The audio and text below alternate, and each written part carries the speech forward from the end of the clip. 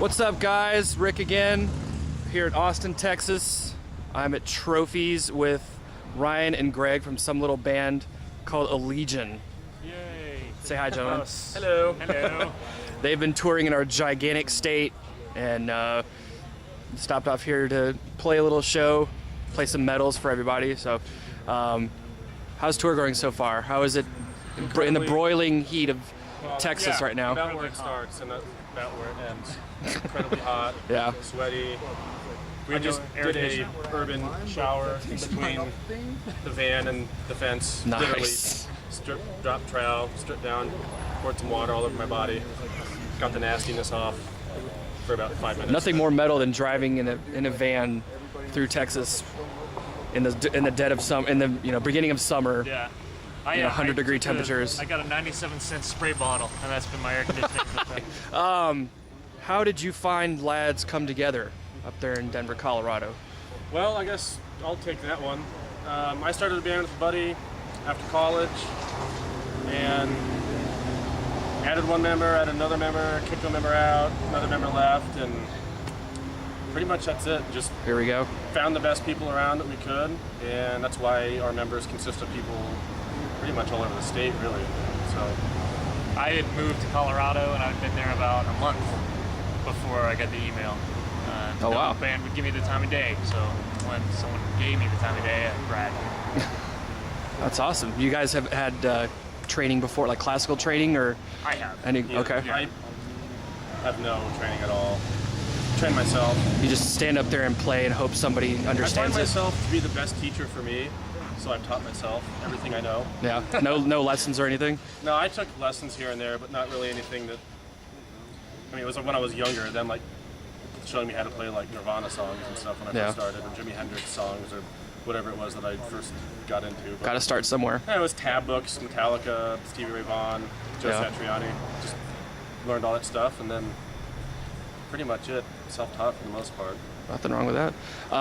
What got you guys into metal itself? When I was about 5,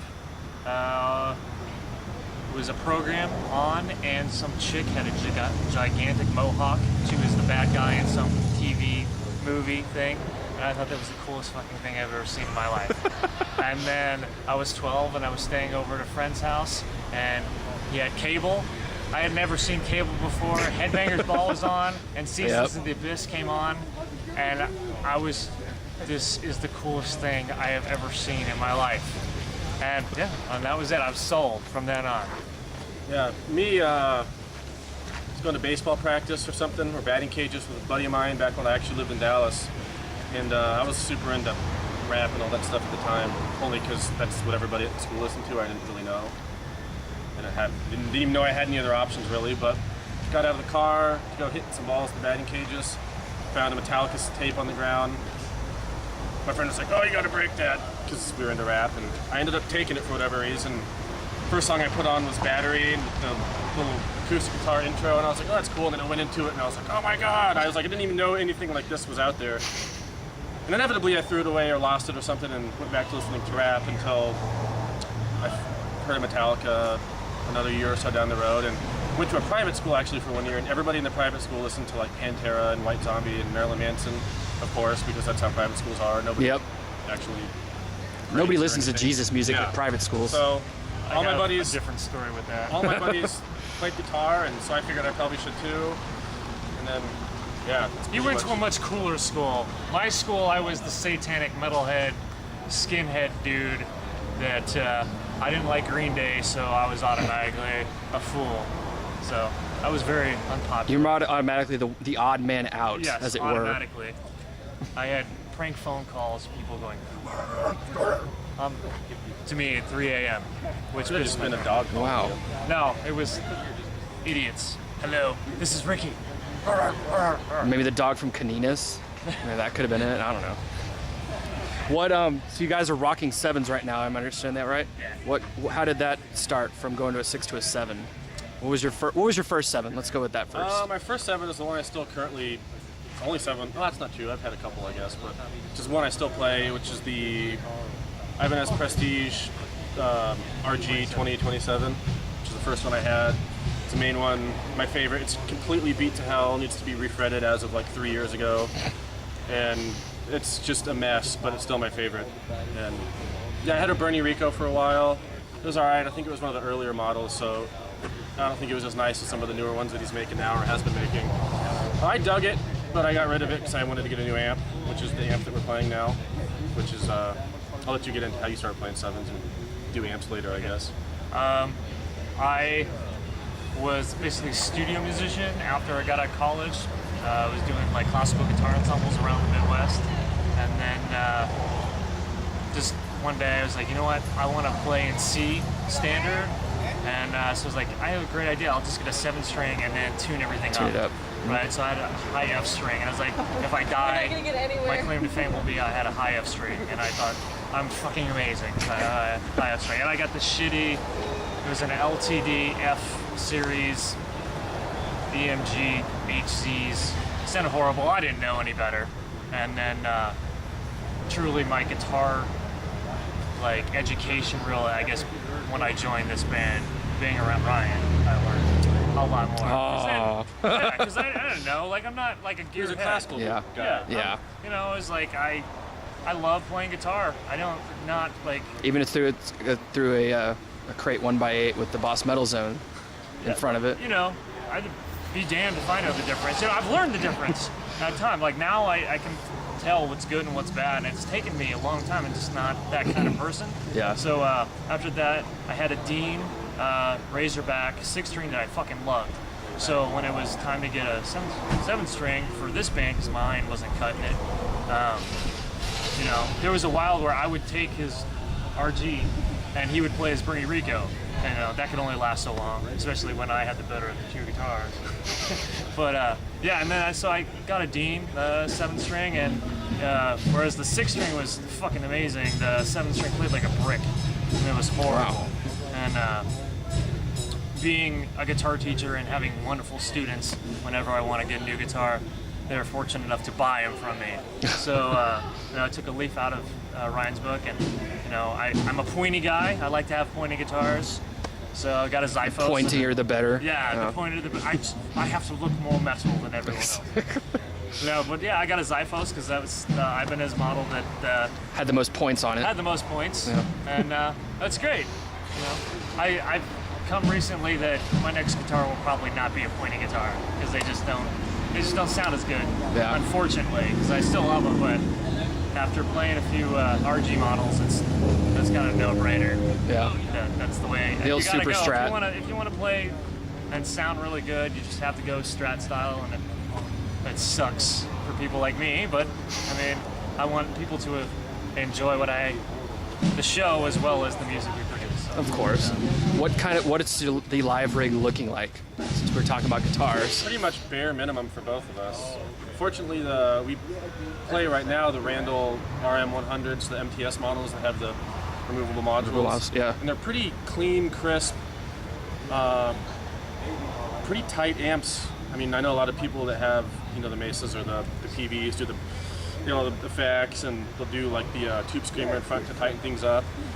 Really doesn't really need it for those amps, and I've never done that anyways. When all the PVs I've had, I don't know, I don't like really the way that sounds, to be perfectly honest, but it's just not my thing. We just plug straight in and go, really. It's kind of boring for people that are all into gear, but I think pretty quick, I'm sold on the Axe Effect stuff, like a lot of the other 7-string and 8-stringers are, so as soon as possible. I want to get the new model too. The They two, look pretty sweet, yeah. so. I don't have that much money, so I will be going the old model. If anybody has one that would like to sell me, find me. He is on Facebook. A So lot of people Facebook me. trying to get rid of the old ones right now, Yeah. I'm sure. Yes, and I will gladly take it off your hands. once I I've come seen up with that. one or two going on eBay for $800. Wow. That was a makes me couple- twice then. exactly. Yeah, exactly. Yeah. So that's the plan right now. Yeah. We're gonna go Axe Effects. And Okay. 8 strings. That's the next. And step. 8 strings. We're doing Okay. some 8 strings, and we got a guy hopefully building us a couple from a new company called 1032 Guitars, based out of Denver, who's doing some pretty cool stuff. And integrates cutouts in the back of the body to incorporate for wireless units, so you just plug straight in, and the wireless unit's already built into the back of the guitar. And he's also Wow. figured out how to wirelessly Channel select on any MIDI device. So if you have an Axe Effects, he's going to put buttons on the guitar where you can wirelessly. He's got the wireless unit synced up with the MIDI, so you can wirelessly switch channels and effects live on your from guitar anywhere on stage, on instead your of guitar. foot switching. Yeah, so he's a brand Wow. new company. I think one of the dudes from King Diamond or King's X is one of the only other names playing his stuff right now, but he's doing some real cool stuff that nobody's really even thought of. I mean, all these companies say that they're the new age of technology, and he's doing it. He's doing some other stuff, so hopefully we can get some 8 strings made by the end of the summer and do some instructional videos on how to play some of our solos and songs on them, and just so people can check them out. So pretty cool. Exciting stuff. Have you guys started work on album number 2 yet? It's pretty much done. Yeah, It's done? Okay. Pretty much done, and it's a couple handful of 8-string songs, some 7-string songs. Boats and hoes. Boats and hoes, like this guy said. It's a lot of. Actually, our next video is going to be on a boat. Yeah. So, With many hoes. with tons of Tons of hoes on it. Tons of hoes. And chains. Gold. And chain. I'm leaving all the chains up to Greg, Yeah. but It's more metal with my chains. That's true. I don't even know where I was going before the boats. Oh, the new CD. Album, yeah. Yeah, I think it's a little more focused. I think our previous, the EP and the first full length, were us trying to figure out what the hell we wanted to do. I think Fragments was amazing, by the way. Well, Just thank gonna you. throw that out there. Thank you. Just throwing it out there. I know we've had some good feedback, but it's kind of one of our things. Like, God particle. especially for me, it's like Just saying. I'm saying. never satisfied. It's like I always I get excited about a new song, and then after the fact, I'm like, oh, I can do better than that. You know. So I think the next CD will, as a whole, be way better. Just all the songs that we've been messing around with. Yeah, we got a little bit more classical bits, and we're putting some classical stuff in. We're mixing stuff that I don't think we've heard anybody do before, so we're kind of excited about that. Touring with a classical orchestra as well. Is that gonna well, go that'd pretty be well? cool. Hopefully, Yeah. hopefully. We'll see. I mean, I have a few things, and it's really, I think it's going to come down to time and money. Yeah. When it goes as far as that, I mean, I have a guitar quartet written, and a few odds and end classical pieces. There'll be more classical guitar. I don't think it'll be as long of pieces, but they'll be more frequently throughout the record. Okay. And actually in songs Yeah. too. Yeah. So It's it's cool. pushing boundaries of Trying what, to, Yeah. anyways. Of what we've done, it's going to be a little bit more prog, more heavy, more of everything. I know people say that, but it's the only way really to describe Well, it's it. just more of Yeah. what we already are, I think. Yeah. We're not trying to push the metal boundaries, we're trying to push our own, really. Yeah. Because we're trying to do something different, you know? If we like it, then people will like it, because if they like what we do now. Then eventually people are gonna like what you do the next time. Right. Definitely. That's the goal. The logic is there. It's airtight logic. Airtight. Just think about it for a little bit, guys. Don't strain yourself over it.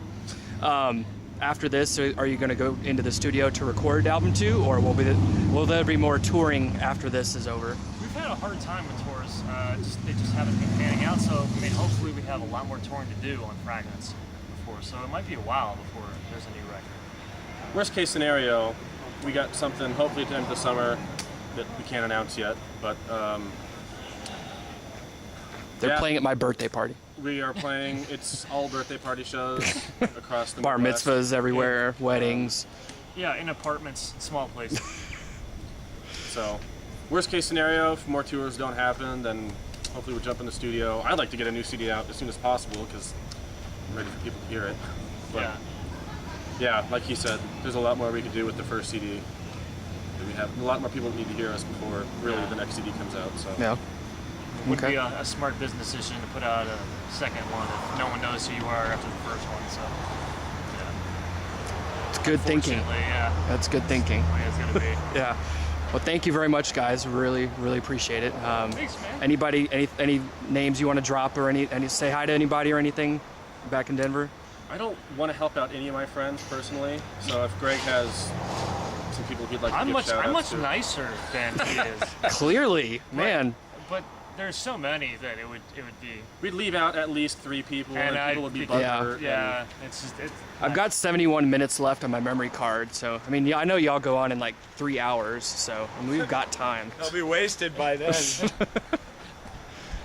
Yeah, I don't know. I mean, Boats and hoes. I mean, we could go check out our friends Havoc. They're on tour with Forbidden.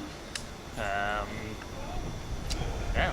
Some little band called the Combustion Mechanism or something like that. Combustion Are they Mechanism. okay? My other band is doing good. Our video should be out pretty soon for the first single, and hopefully that record will be out by the fall. So we'll see what happens with that.